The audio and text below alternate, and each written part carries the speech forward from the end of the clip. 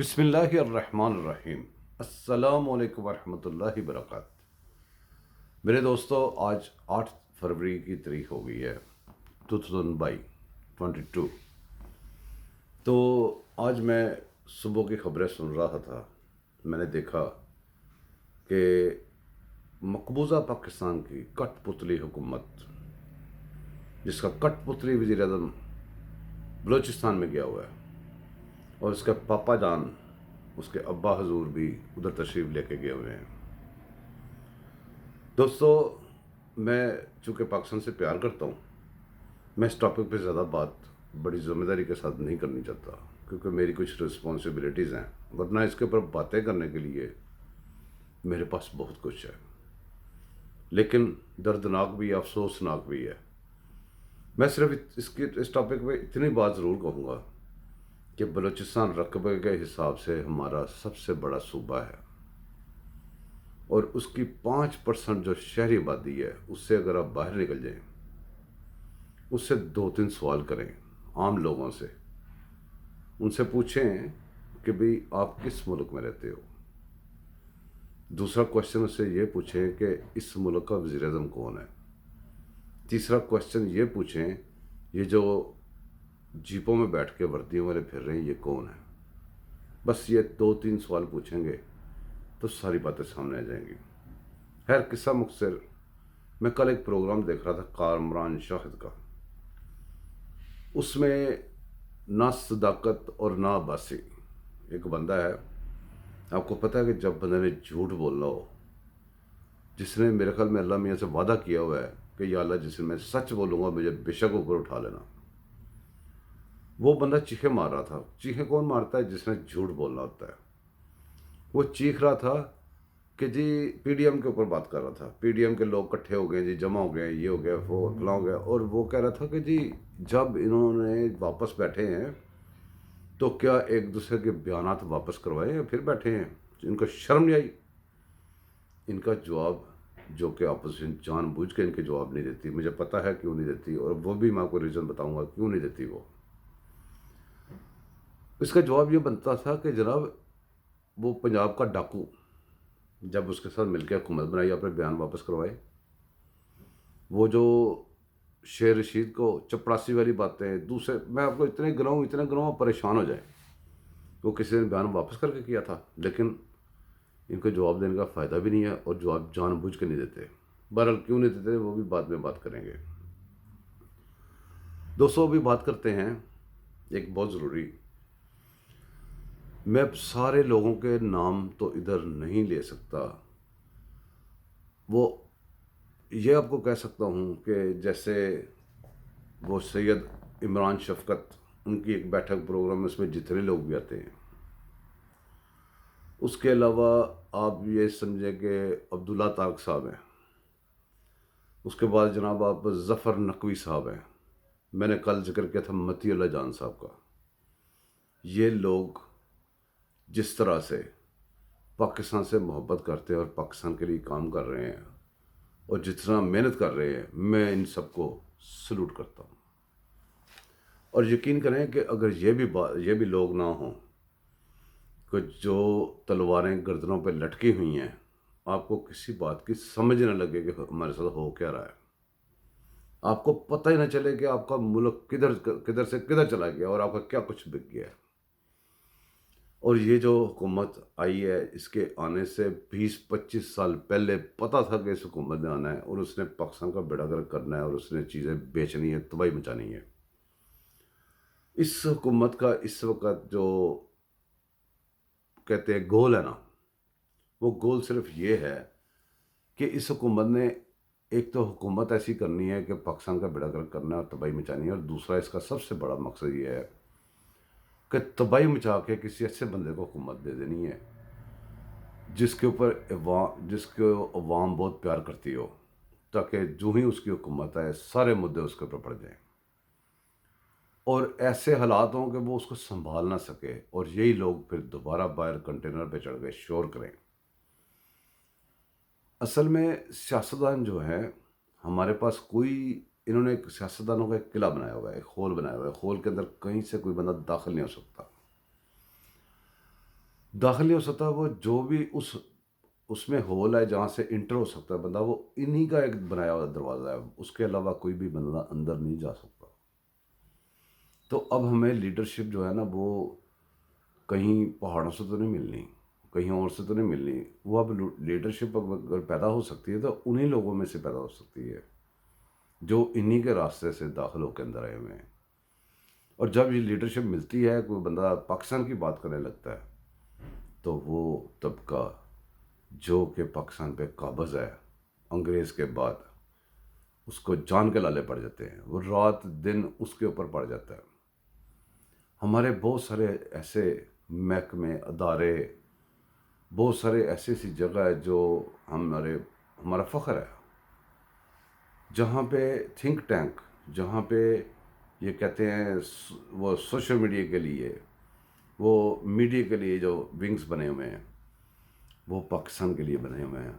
وہ میں معافی چاہتا ہوں، پچھلے کئی سالوں سے، مشرف دور میں آپ یاد کر لیں، اس سے بھی پیچھے یاد کر لیں، وہ سارے پاکستان کے مفادات کے خلاف، صرف اپنا مفاد کے لیے، کیا ان کا مفاد ہے کہ جو اگر لیڈرشپ پیدا ہونے کی کرن کہیں سے نکل رہی ہے، اس کرن کو فوراً ہی تو بوچھ لینا، اس کے اوپر کام کر رہے ہیں۔ بہرحال میں اپریشیٹ کرتا ہوں ان لوگوں کو جو ایسے حالات میں اپنی جانیں، اپنا مال، اپنے بچے، اپنا رزق داؤ پہ لگا کے کچھ تھوڑی بہت آواز اٹھا رہے ہیں۔ بہت شکریہ آپ سب کا۔ میرے دوستو، ہم بات اب کرتے ہیں کہ ہمارے ساتھ ہو کیا رہا ہے ابھی۔ یہ میں نے پہلے آپ سے عرض کیا ہے کہ میں کوئٹے کے اوپر زیادہ بات نہیں کرنا چاہتا، بلوچستان پہ، کیونکہ میری کچھ رسپانسبلٹیز ہیں ایز اے پاکستانی۔ لیکن ایک بات یہاں پہ ایک اور کرتا چلوں کہ مجھے نہیں لگتا کہ 70 سال ہم نے انڈیا کے بارڈروں پہ گرمی گزار لی، مجھے لگتا ہے آنے والے 70 سال اب ادھر ہم نے دے دیے ہیں۔ 70 سال آنے والے کیا ہوں گے، کیا نہیں ہوگا، یہ اللہ بہتر جانتا ہے۔ بہرحال اب ہم آتے ہیں کہ چائنا والی بھی باتیں ہم نکل کر لیں کہ چائنا میں کیا ہوا، ہمارے کیا تعلقات تھے، ہمیں بتایا جا رہا ہے۔ اب دیکھیں کہ پہلا جو ڈکٹیٹر آیا تھا، پہلا صدر یوب، وہ جب جاتا تھا باہر، ریڈ کارپیٹ بچھتے تھے، کیا کچھ ہوتا تھا۔ امریکہ کے اس کے پرانے آپ کلپ نکال کے دیکھیں، وہ دیکھیں کہ وہ کیسے کیسے اس کو وہ مطلب کہ پروٹوکول ملتے تھے، ویلکم کہا جاتا تھا۔ ان لوگوں نے آ کے جا کے ایسے حالات پیدا کیے ہیں کہ ان کی کٹ پتلی گئی ہے۔ دیکھو کیا شروع ہوا ہے ہمارے ملک کا، کیسے استقبال ہوا ہے اور کیسے ہمارے سب کچھ ہوا ہے، اور قابل افسوس تھا وہ سارا کچھ، اور قابل افسوس ہی رہے گا۔ باتیں کرنے سے، باتوں سے کچھ چھپایا نہیں جا سکتا۔ لفظی گولہ باری، لفظوں سے کھیلنا، یہ ساری باتیں کچھ ٹھیک نہیں ہے۔ ہمارا جو سب سے بڑا المیہ اس وقت بنا ہوا ہے ملک کا، ان باتوں سے سب سے ہٹ کے وہ یہ ہے، دنیا کے کسی ملک میں فیصلے محفوظ نہیں ہوتے، فیصلے سنائے جاتے ہیں، اور دنیا کا واحد ملک ہمارا ہے جہاں پہ فیصلے محفوظ ہو جاتے ہیں۔ کیوں؟ ہماری عدلیہ آزاد نہیں، قید ہے، شکنجے میں ہے، گردن پہ بندوقیں ہیں، وہ بندوقیں جو ہم نے دی ہوئی ہیں اپنی حفاظت کے لیے۔ اب ایک ریزن ہے کہ جو فیصلے محفوظ ہوتے ہیں، دوسری ریزن یہ ہے کہ فیصلے جو ہے ادھورے لے کے جاتے ہیں۔ جیسا کہ آپ کو یاد ہوگا کہ یہ قاضی فائز صاحب کا کیس جب بنا تھا، تو وہ چلا، اور جیسے جیسے چلا وہ سب کو یاد ہے کہ کیا کیا فیصلے کیسے کیسے ہوئے۔ دوستو، آپ اندازہ کریں کہ وہ فیصلہ اگر کمپلیٹ لکھا جاتا، کمپلیٹ فیصلہ کیا ہونا چاہیے تھا کہ بچے کو پتہ ہے کہ ایک کمپنی نے ریفرنس بھیجا ہے، اور کورٹ بیٹھ کے اتنے سارے جج اس ریفرنس کو اڑا رہے ہیں، 10 ججوں نے اڑایا تھا اس وقت، وہ اڑا رہے ہیں۔ اب ریفرنس تو اڑ گیا، ریفرنس بھیجنے والوں کو کیا سزا ملی؟ ادھورا فیصلہ۔ اب جتنے فیصلے ان کے نکالیں گے ادھورے فیصلے ہوں گے، اور ان فیصلوں کی وجہ سے ہم آج یہاں پھر رہے ہیں، ہم آج تک یہاں تک پہنچے ہوئے ہیں۔ کسی بھی ملک کو تباہ کرنا ہو تو اس کے ادارے تباہ کر دو۔ ادارے تباہ کرنے کی کیا طریقہ کار ہے؟ اس کے اوپر جو ہیڈز ہیں، اس کے اوپر جو سربراہ ہیں، وہ 2 نمبر بٹھا دو، یا غیر قانونی غیر آئینی بٹھا دو.